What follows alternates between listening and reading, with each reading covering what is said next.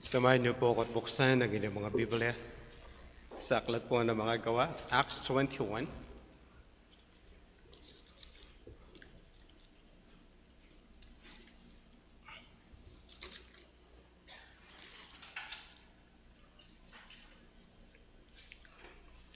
Acts chapter 21, verse 37.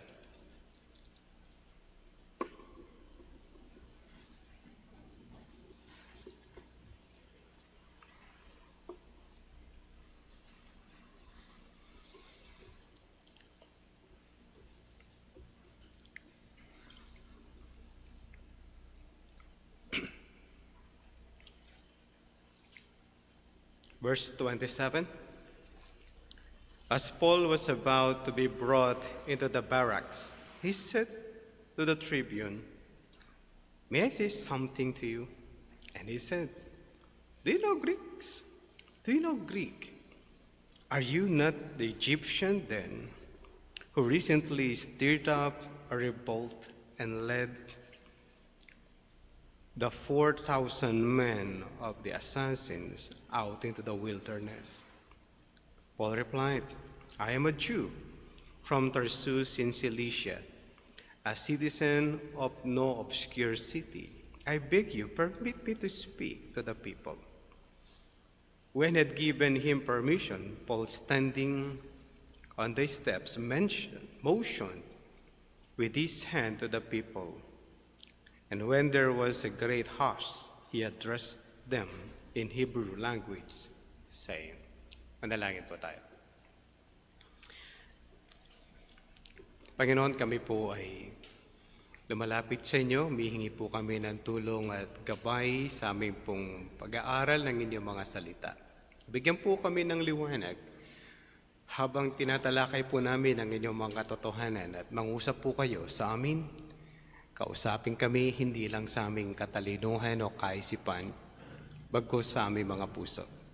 Tulungan kami ang mga payak po naming pananaw ay bigyan ng liwanag upang maunawaan po ang inyong mga salita. Sa pangalan po ng aming Panginoong Jesucristo, tapong lahat ang aming dalangin. Amen.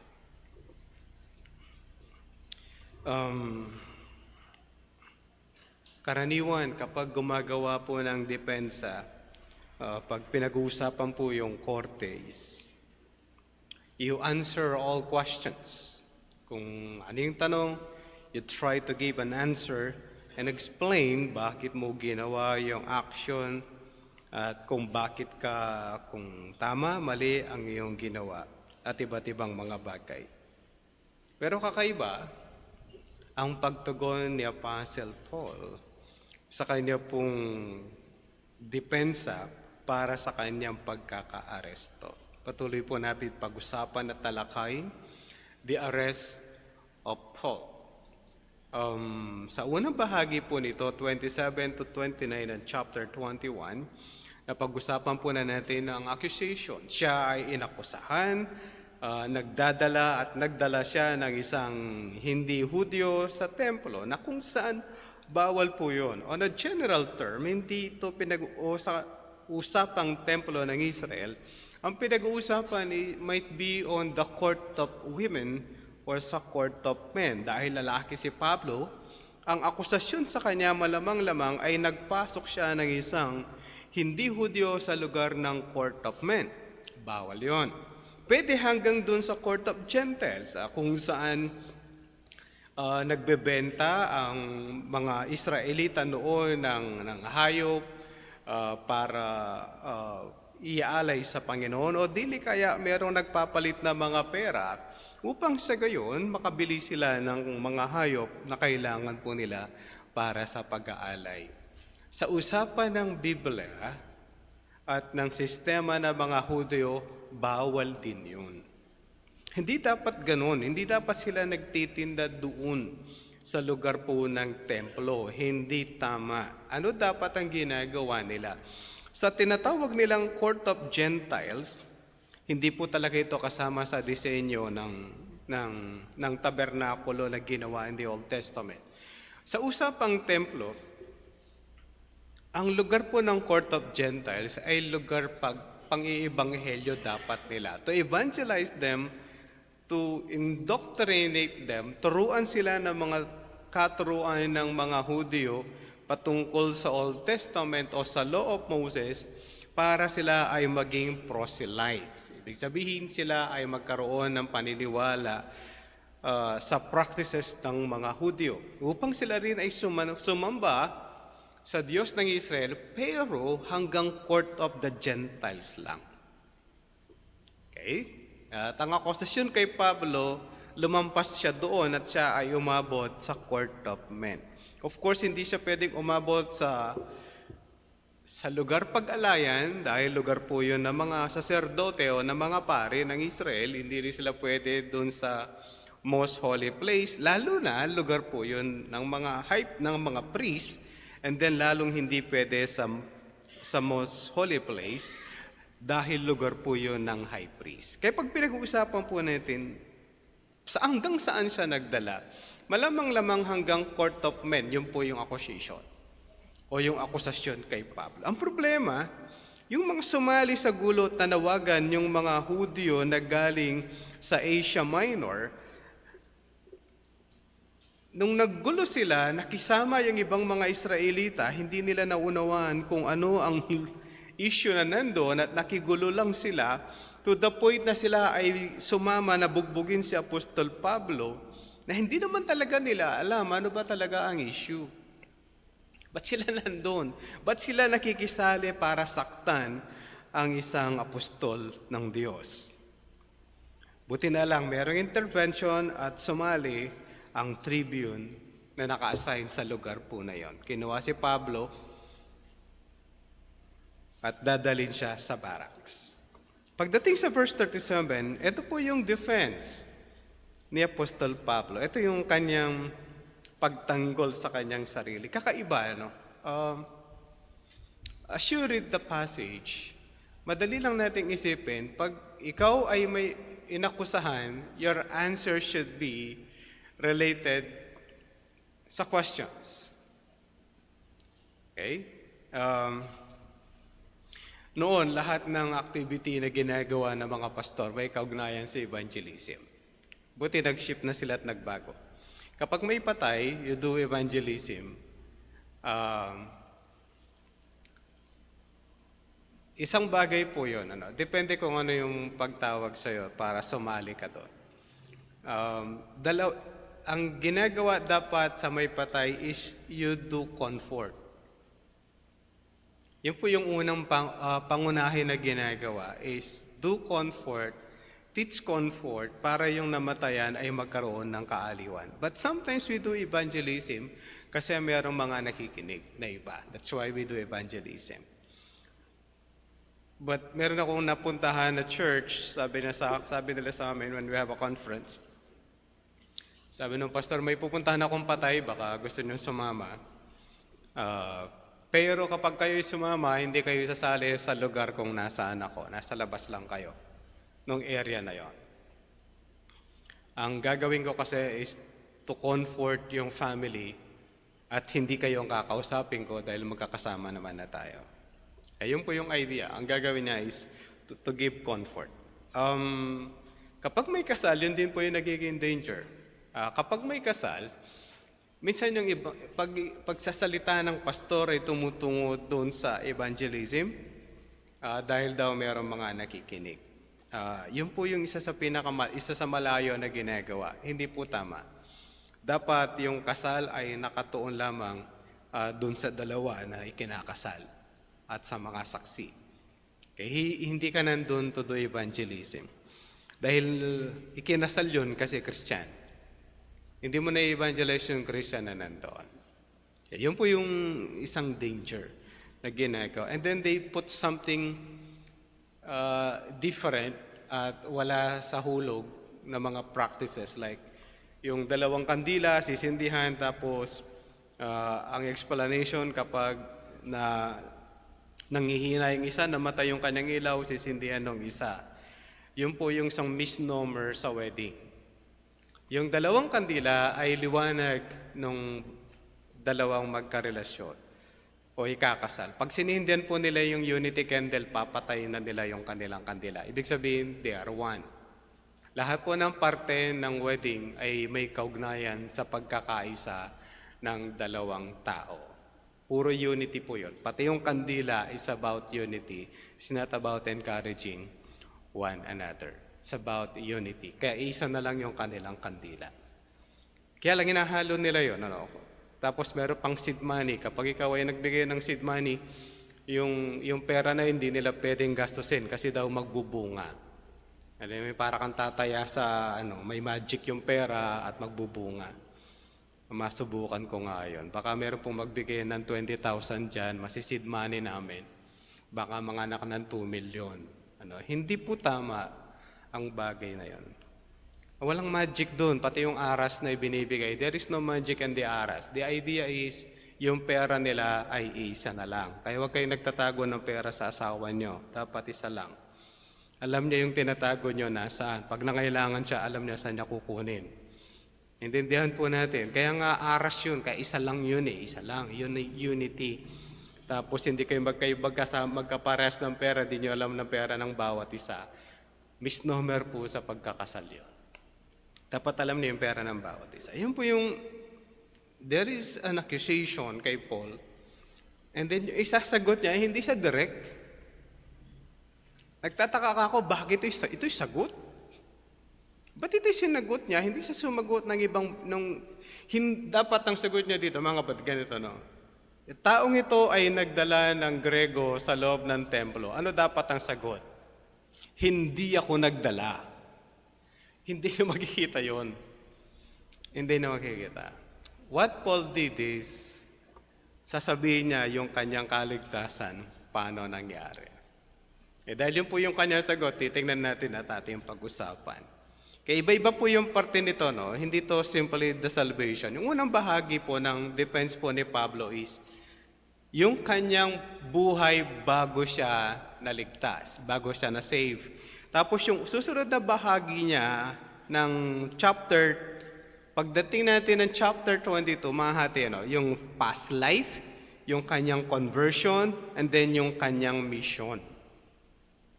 Then isasama ko na rin po yung tugon po ng mga tao doon sa kanyang sinabi. Okay? At aabot po ako hanggang chapter 22, verse 29. Mahaba-haba po kaya paghandaan niya na po. Dahil mahaba-haba siya, maghanda na kayo na magtatagal kayong nakaupo. Pag-usapan natin, paano siya nagdepensa? Kapatid, siguro pagdating sa langit, tatanungin ko siya, bakit ito, wala pong concrete answer why, bakit ito. Bakit ganito niya sinagot yung akusasyon sa kanya? Siguro to show them na may nangyari sa kanyang buhay. Yan lang po yung pwede ko maisip na bakit ito ang kanyang sinagot.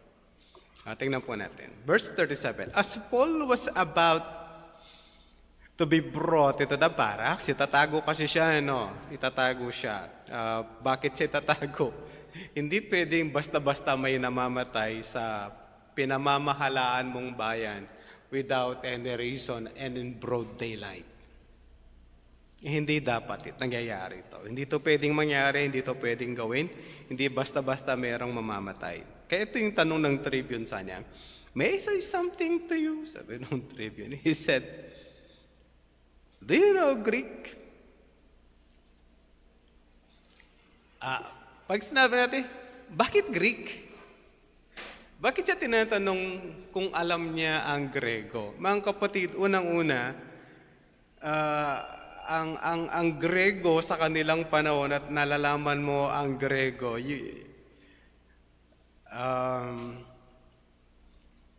ang idea is bihasa ka sa language. Ibig sabihin, aral ka o may nag-aral ka ng mabuti para malaman mo ang Greek. Ang assumption is, ang karaniwan na ginagamit nila ng mga tao is Aramaic. Okay, kaya tinatanong niya, alam mo ang Greek? Marunong kang Greek. Ayon sa mga komentarista, pag sinabi ito, ibig sabihin may alam ka. Okay? Maalam ka sa buhay. At lalo na sa pag-aaral. Pero hindi po yun yung kanyang specific na tanong. Ito yung tanong niya. Are you not the Egyptian then, who recently stirred up a revolt and led the 4,000 men of the assassins out into the wilderness? Pag binasa nyo ang libro ni Josephus, yung title mismo ng libro ay Josephus, yung old copy po noon ay kulay blue. Okay? Sa Josephus, 30,000 ito. Si Luke ay 4,000. Of course, ang reference natin ay si Dr. Lucas. Ayon sa naghanap ng sagot para dito, yung 30,000 is the maximum number at yung 4,000 daw ay yung minimum number na meron na nangyari sa kasaysayan.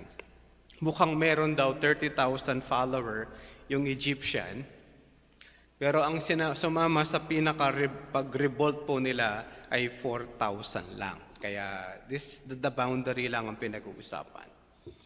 Okay? Pero siyempre, ang reference natin ay si Dr. Lucas. He was inspired by God. Kaya malamang-lamang yan po yung mas appropriate. Ito po yung tugon ni Paul. Paul replied, I am a Jew. Ito sagot, no? Mga kapatid, tinanong siya ng specific, ikaw ba yung Egyptian? Ang sagot ni Paul, I am a Jew. Sana ganito, no? Alam niyo, sana pag binasa natin ng chapter 22, ganito sana yung sagot. Ang sagot niya dapat, hindi ako nagdala hindi ko ipinasok si Trophimus o isang taga-Epeso doon sa templo. Yun dapat yung sagot niya sa chapter 22. Kakaiba, no? Ito tinanong siya, ikaw ba yung Egyptian? No.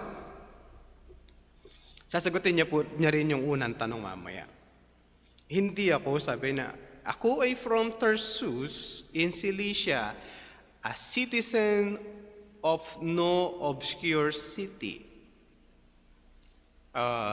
Mga kapatid, no obscure, big sabihin, ang Tarsus at yung Cilicia na nandun sa Tarsus, hindi isang simpleng bayan. Sikat na bayan ang Tarsus o ang Cilicia. Nung sinasabi ni Paul ito, yung lugar ko ay hindi simpleng lugar. It's Cilicia. Ayon sa pag-aaral, pag sinabing galing ka sa Cilicia, kasing galing mo yung mga tao o mga wise men ng Athens. Okay, magaling sa debate yon, magaling sa pag-aaral ang Athens. Pag sinabing ni Pablo na siya ay galing Cilicia, hindi naman siya mayabang. Sinasabi lang niya saan siya galing.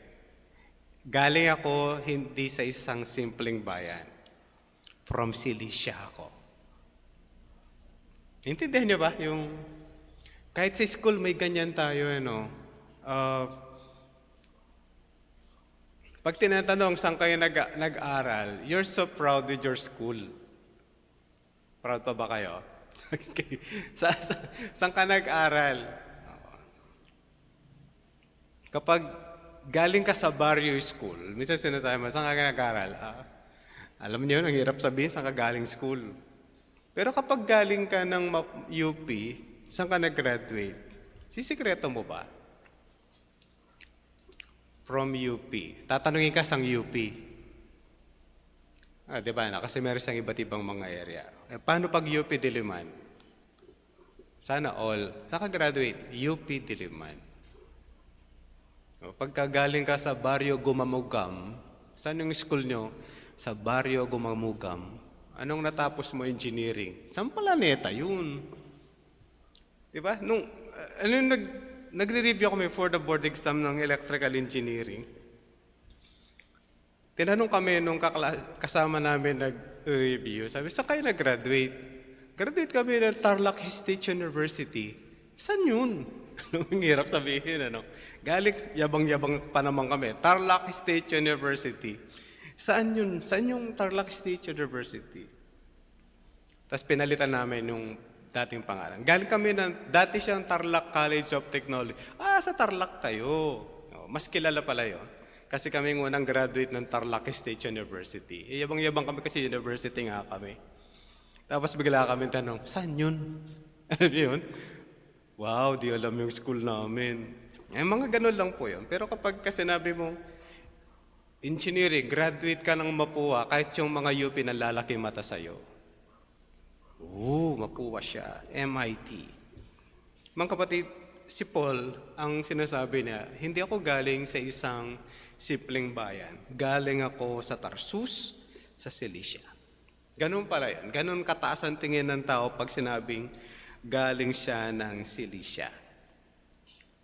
Kaya hindi ako galing sa isang simpleng syudad.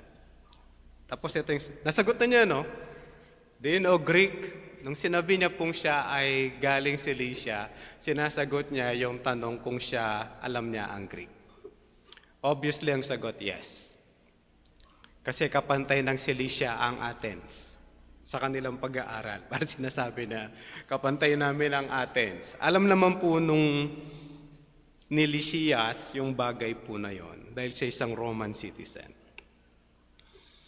Then nagtuloy siya, sabi na, pwede ba akong hayaan magsalita sa kanila?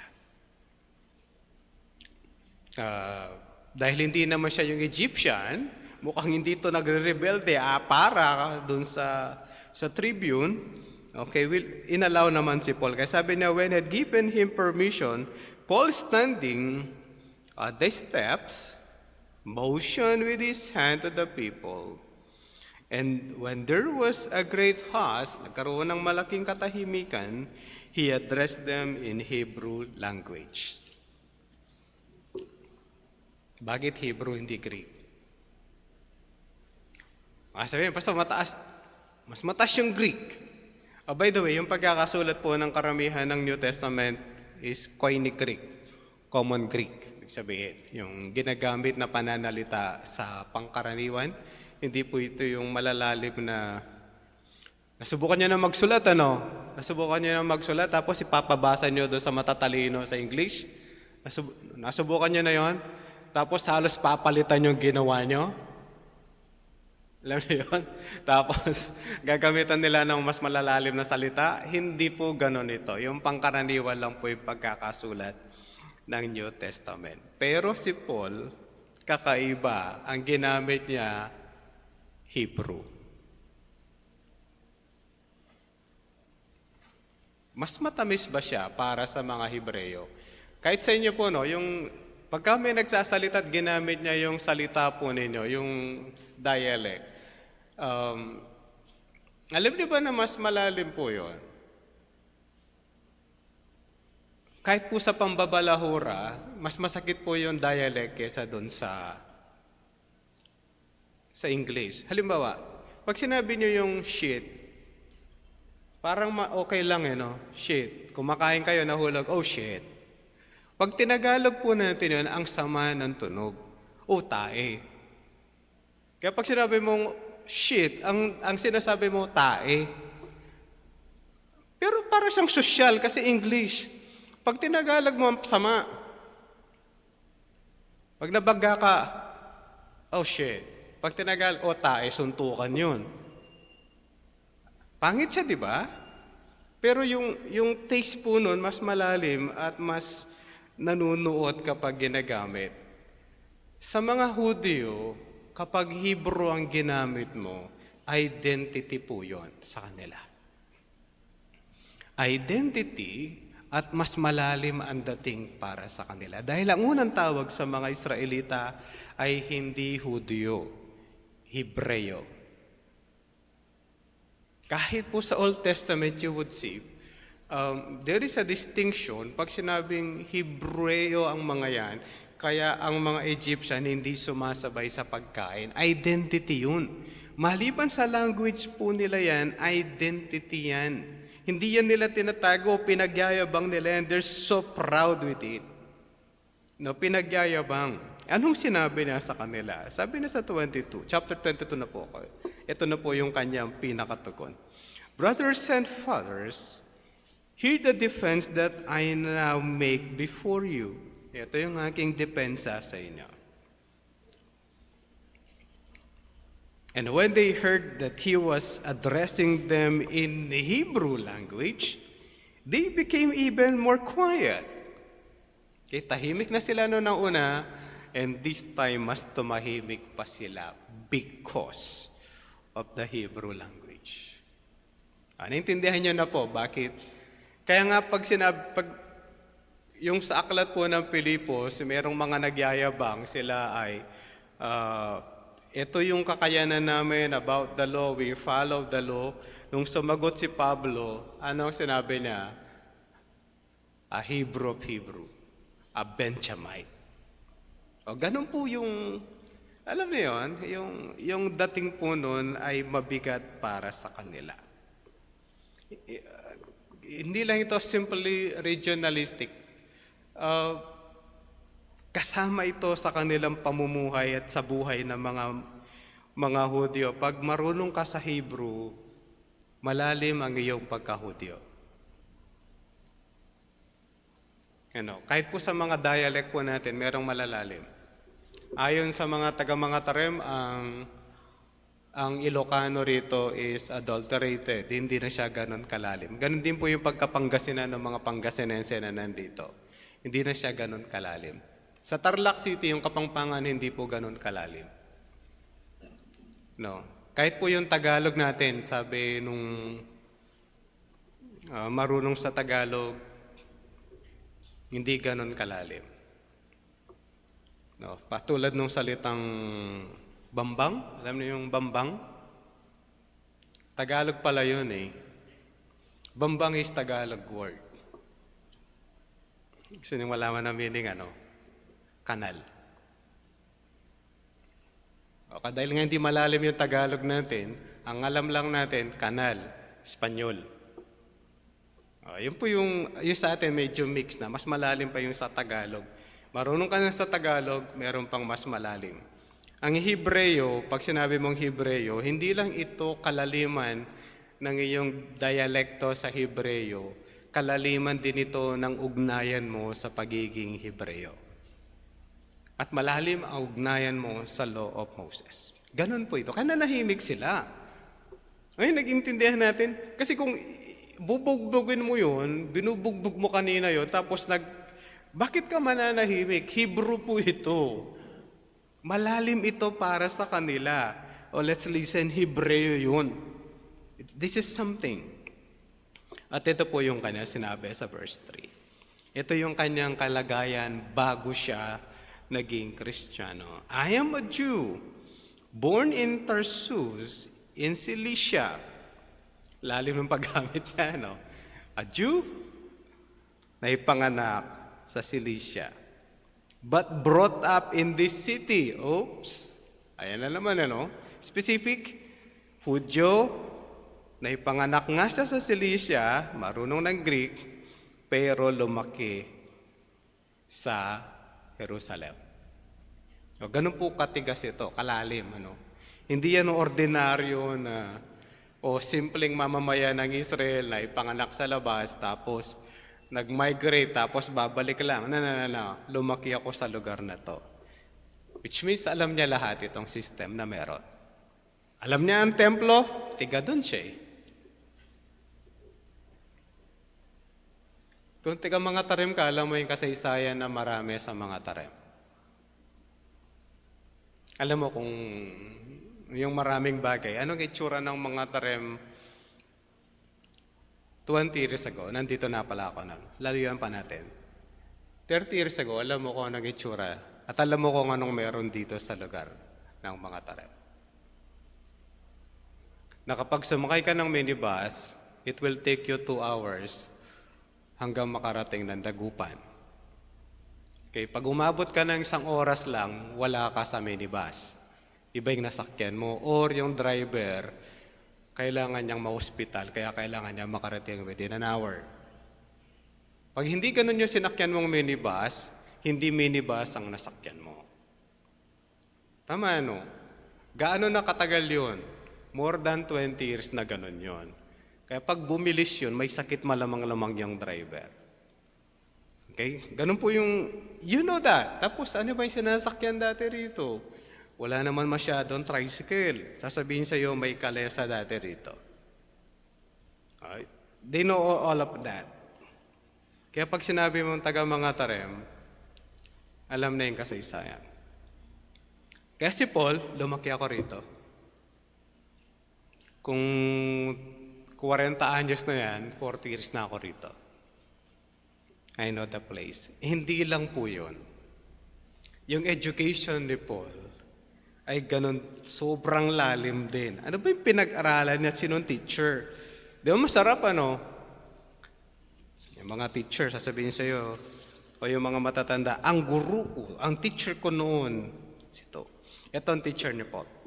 Ang teacher ni Paul sa law, o sa batas ng Hebreo, sa batas ng Old Testament, sa Law of Moses, wala lang naman si Gamaliel. Sino si Gamaliel? Balikan po natin ang kasaysayan. Punta kayo sa Acts chapter 5.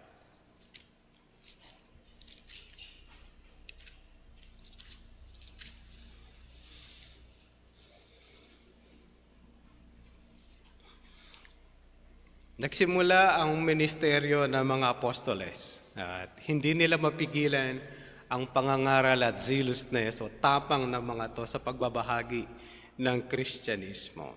Ngayon, nahuli sila. This is second time.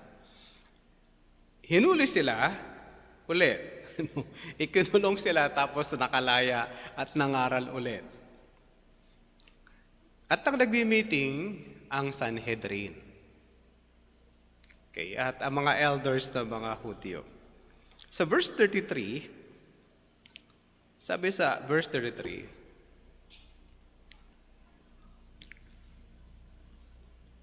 when they heard this, they were enraged and wanted to kill them.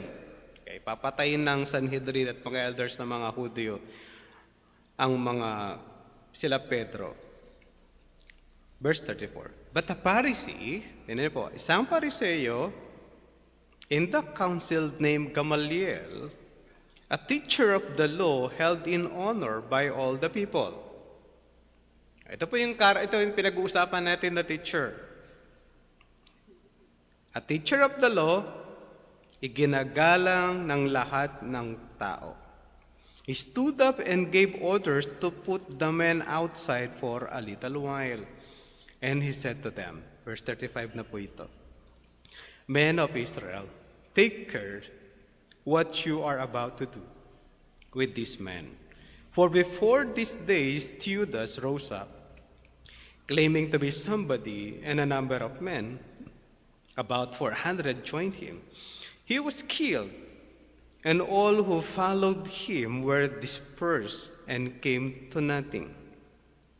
After him, Judas, the Galilean, rose up in the days of the census and drew away some of the people after him. He too perished, and all who followed him were scattered. Verse 38. So in the present case, I tell you, keep away from these men and let them alone. For if this plan or this undertaking is of man, it will fall. 39. But if it is of God, you will not be able to overthrow them. You might even be found opposing God.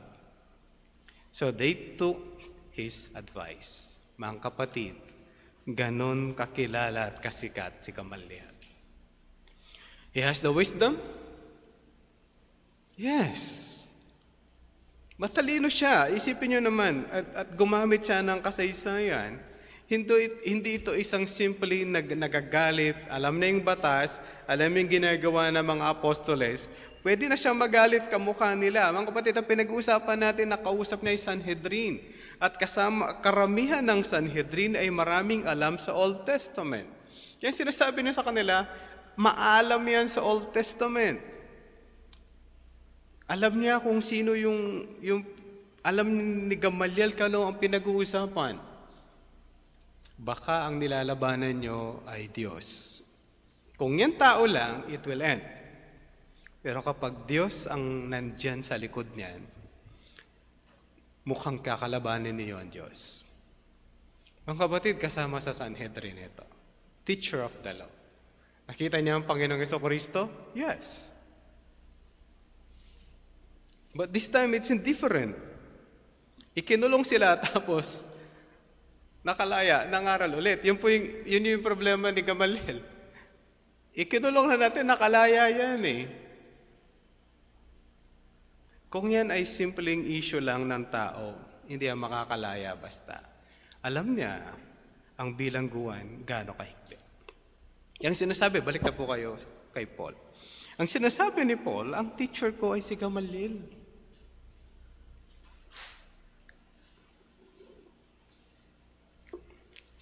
Saan niya naging guro? Sabi na, according to the strict manner of the law of our fathers. Mga kapatid, pag pinag-uusapan natin ang Israelita at Pariseo, hindi lang ito tao na maalam sa salita ng Diyos. Maalam din sila sa kanilang kultura at sa pagdagdag sa law. Kamukha nung bago kakain, naghuhugas ng kamay. Sa atin, naghuhugas tayo ng kamay kasi maruming kamay natin. Sa kanila, ceremonial yun. Sila maghuhugas ng kamay dahil ito ay ceremonial na kailangan kang maghugas ng kamay. Pag hindi ka naghugas ng kamay, kukulong ka. No, sa atin, pag kumain kang maruming kamay, di ka naghugas, makukurot ka, doon ka sa tabi mo. No, at kukurutin ka niyang maliit. At halos may luwa mo yung kanin. Kapag di ka naghugas ng kamay. Ang maganda sa Pilipinas, maghugas ka ng kamay, mag-alcohol ka pa. Ano? Dami-dami nun. Kaya sa kanila, pag naghugas ka ng kamay, kukulong ka. Or parurusahan. Yung batas kasi yun. Alam ng mga Pariseo yun. Sila yung gumawa nun. Ito rin yung nagpipray 3 times a day. Hindi ito nagpipray tuwing kakain lang na breakfast, lunch, dinner. Ito lamang yung Pilipino. Breakfast, merienda, lunch, merienda, dinner, dinner na merienda do sa gabi. Pinagpipray niya lahat. Yun, hindi po ito yung pinag-uusapan. This is serious prayer. Ang mga Pariseo nananalangin kung saan dumadaan yung mga tao. Kung saan maraming dumadaan, doon sila nagpipray, doon sa kanto. Kung gusto niyong makuha yung ideya kung saan magandang manalangin sa mga tarem, doon sa may St. Joseph. Parang ganun po yung idea. Doon siya luluhod, doon siya magpipray. Kung gusto niyo sa plaza, malamang-lamang doon sa may General Luna yan, nasa kanto ng highway. Okay, sa mga tarem, doon sa may dito sa kabila naman, doon sa merong akasya. Parang ganun po yung setup. When they pray, doon sila sa maraming tao. Taabutan sila ng 6, 12, and 3 na nagpipray sila doon para makita ng mga tao. Ganon si Paul, he is a Pharisee. Most probably, he did that. Being zealous for God, sabi niya, itutuloy natin, for God as all of you are this day. Parehas tayo. Okay, you're zealous, I'm also zealous sa ating religion. Pero ano ginagawa? Alam yung pinagkaiba nila? Kaya nandito lang. Ito yung sinasabi ni Paul. Kaya nandito ako, hindi ako ganon. Verse 4, I persecuted the way to the death. Si Pablo, sinasabi niya sa kanila, hindi ako isang ordinaryong Hudyo na naniniwala sa batas ng Israel. I persecuted the church. I persecuted the way. Iba na yung tawag niya, this way. Alam niya, I am the way, the truth, and the life. Ang tanging daan patungo sa ating Panginoong Diyos ay sa pamamagitan ng ating Panginoong Jesucristo. Kaya ang Panginoong Jesucristo, hindi niya ginamitan yung sarili niya ng but I am the way, the truth, and the life. Yan po yung binabanggit ni Apostol Pablo. Pinersecute ko yung the way. Pinersecute ko yung mga followers ng the way. Anong ginagawa na? Kung pwede nang ipapatay, pinapapatay. O, ganun po kabigat si Paul. Si Paul ba mamamatay tao? Yes. Ayon sa kanya. Kapag meron siya nakitang Hudyo na naniniwala kay Jesus Christ, ipapapatay na yun. Hindi yan kamukha sa Pilipinas. Masyado tayong malaya. Kahit anong paniwala mo, pwede. Hindi ka gagambalain. Nagkaroon lang ng konting kagulumihanan noon dahil mayroong iba na sinama niya yung mga kasama niya sa pag-inom ng lason. Sabi niya, after 3 days, mabubuhay sila ulit. At yung sa Tarlac, nagpapako, mamamatay daw dapat siya, mabubuhay after 3 days. 1 linggo na, hindi pa nililibing, nabubulok na. Then, because of that, kailangan na siyang pumasok o mag-intervene ng mga pulis para masolusyonan yung bagay na yon. Pero ito, si Pablo, kinukuha yung mga may pananampalataya kay Jesus Christ. Kung kaya niyang patayin, papapatayin. Pag hindi, ipapakulong. Ito yung susunod, sabi niya, binding and delivering to prison both men and women. Ganong kataas ang dala niya as the high priest and the whole council of elders, the Sanhedrin, can hear me witness. From them I received letters to the brothers, and I journeyed toward Damascus to take those who were there and bring them to bonds to Jerusalem to be punished. Ganito siya kazilo sa kanyang pananampalataya. Hindi to yung nakikidebate lang, hindi to yung nakikiaway lang.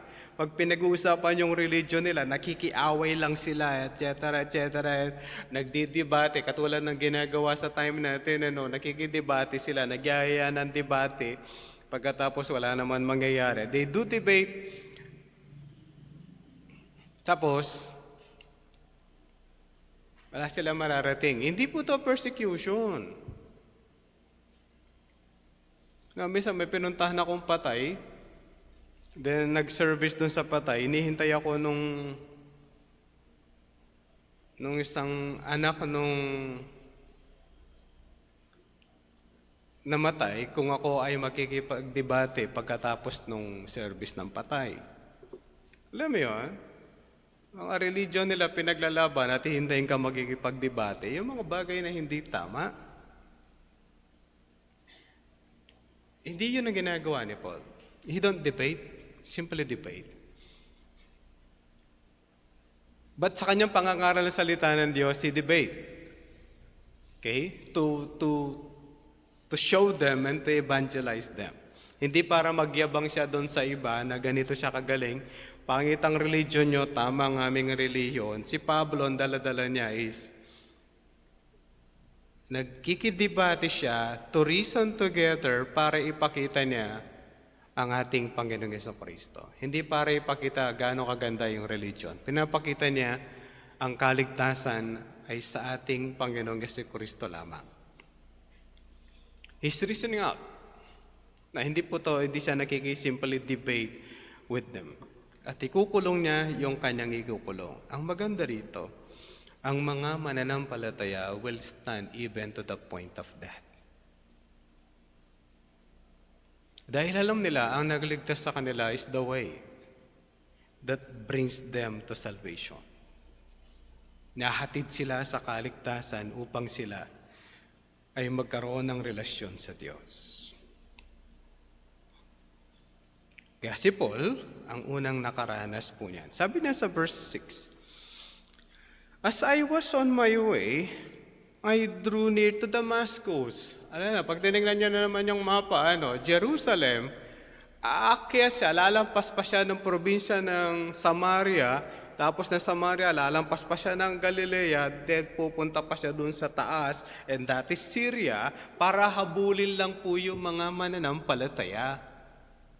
Ganon ito kazilo sa kanyang pananampalatayang Judaism. About noon, a great light from heaven suddenly shone around me, and I fell to the ground and heard a voice saying to me, Saul, Saul, why are you persecuting me? Anong punto ng ating Panginoong Jesucristo? Kapag pinapersecute ang mga mananampalataya, ang pinapersecute ang ating Panginoong Jesucristo mismo. Kaya huwag tayong mag-alala. When you're persecuted, tandaan nyo, kasama sa persecution ang ating Panginoong Jesucristo. Kaya ito yung karanasan ni Pablo. And I answered, who are you, Lord? And he said to me, I am Jesus of Nazareth, whom you are persecuting. Mga kapatid, ito yung mga lines, ang pinapersecute ni Paul na the way na sinabi niya dun sa unang bahagi dati in verse 3 o in verse 4, yung the way na kanyang pinapersecute ayon sa kanya is Jesus of Nazareth.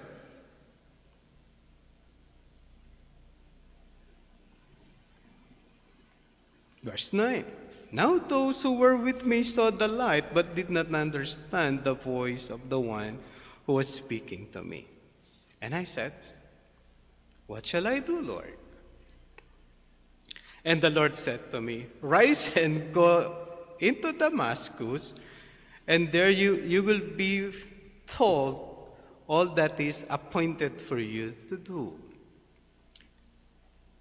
And since I could not see because of the brightness of that light, I was led by the hand of those who were with me and came into Damascus. Ito yung kaligtasan patungkol kay Pablo. Baka tatanong niyo, Pastor, bakit walang masyadong detalye? Mga kapatid, ang mga Hudyo na maaral ang Old Testament, ang kailangan lang nila ay confirmation na yung inihintay nilang Savior ay si Jesus Christ o si Jesus of Nazareth. They just need confirmation. Kung paniniwalaan po nila yon, alam nila kung ano ang meron sa Old Testament. Kapag binasa niyo ang aklat ng Isaias, alam nila yon. Unang bahagi ng Isaias ay kasalanan ng Israel. Pagdating niyo ng chapter 40, it will be the comfort for the Israel. Ang inihintay nila ng Messiah. Kapag binasa nila, pag pinag-uusapan ang Daniel, alam nila na meron darating na magiging hari higit kay Nebuchadnezzar, the Ancient of Days. Kaya alam nila, kapag nagsasalita o nung sumulat si Paul at si Pedro, nagko-quote sila ng lines ng Old Testament, confirmation lang po yun o fulfillment lang ang kanilang hinihintay. Hindi ka mukha sa pangkaraniwang mga tao, hindi naman tayo familiar ng Old Testament. Kung kayo ay bata, naka-attend kayo dun sa mga nagtuturo sa school, ang tinuro sa inyo is mga kanta patungkol sa Kristyanismo, mga kwento patungkol kay Jesus Christ, they're so short. At hindi natin naintindihan bakit nangyayari yun. Sa kanila, alam nila, ang Old Testament, they just need confirmation na yung inihintay nilang Messiah ay si Jesus of Nazareth. Yun po yung pinagkaiba po nito, alam ko ng bata kahit tinuro sa inyo, ang mga isda na lumalangoy, minamahal ng Diyos, hindi kumukupas. That's how about the gospel? Hindi natin siya alam, hindi natin siya naintindihan. Yun po yung trabaho ng... Kaya Pastor, bakit kay Paul, wala naman tayong mapapasang Sinabi lang niya, I am Jesus of Nazareth. Naligtas na siya. Yes, because he know the Old Testament. He know the Old Testament. At alam niya rin yung nakakabulag na liwanag na meron ng Old Testament. Pinapunta siya sa Damasco. Okay. Ano ang mangyayari doon? Mga kapatid, itutuloy po yung evangelism para sa kanya. Verse 12. And one Ananias, a devout man according to the law, well spoken by all the Jews who lived there. Ito na naman, si Ananias ay devout man of the law at kilala na mga Hudyo. Seems to be a prophet. At mukhang mananampalataya din siya. Verse 13, came to me and standing by me said to me, Brother Paul, mananampalataya na yung prophet, receive your sight. And at that very hour, I received my sight and saw him. And he said, the God of our fathers appointed you to know His will, to see the righteous one. Sinabi din po yan ni Pedro, the righteous one. Yung righteous one is the son of David. Alam nila yung kwento ng Samuel? Alam nila na meron silang inihintay, the righteous one who will become king of Israel, and to hear a voice from his mouth. Verse 15. And you will be witness for him to every one of what you have seen and heard. Now, why do you wait? Rise and be baptized, and wash away your sin, calling on his name. Mga kapatid, ikaklaro natin dalawang linya. Sabi niya magpapabaptize, which means declaration, dinideklara mo sa buong mundo na ikaw ay isa ng mananampalataya. That's baptism. Pero yung wash away, hindi po dahil sa baptism. Ang wash away ay paglilinis po ng dugo ng ating Panginoong Jesucristo. Katulad po ng binasa kanina sa Revelation sa ating meditation. At ang Hebrews malinaw pong sinasabi na ang kasalanan natin ay mahuhugasan lang sa pamamagitan ng dugo ng ating Panginoong Jesucristo. Samahan niyo po ako sandali sa aklat po ng Hebreo. Hebrews chapter 10.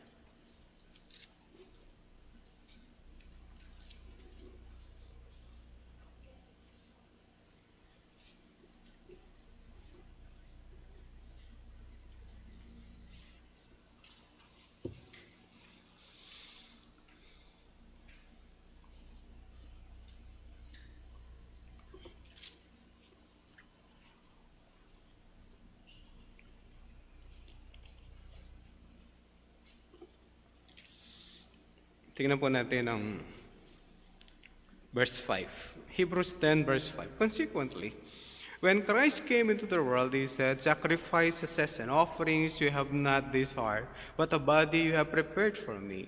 In burnt offerings and sin offerings you have taken no pleasure. Then I said, behold, I have come to do your will of God. It is written of me, in the scroll of the book. When he said above, you have neither desired nor taken pleasure in sacrifices and offerings and burnt offerings and sin offerings, and are offered according to the law.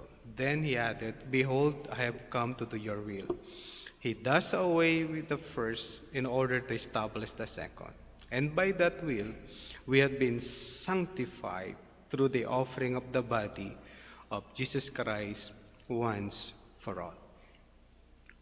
Ang ating Panginoong Jesucristo, binigay ang kanyang buhay, ang kanyang dugo, para tayo ay mapabanal. That's washing away of our sins.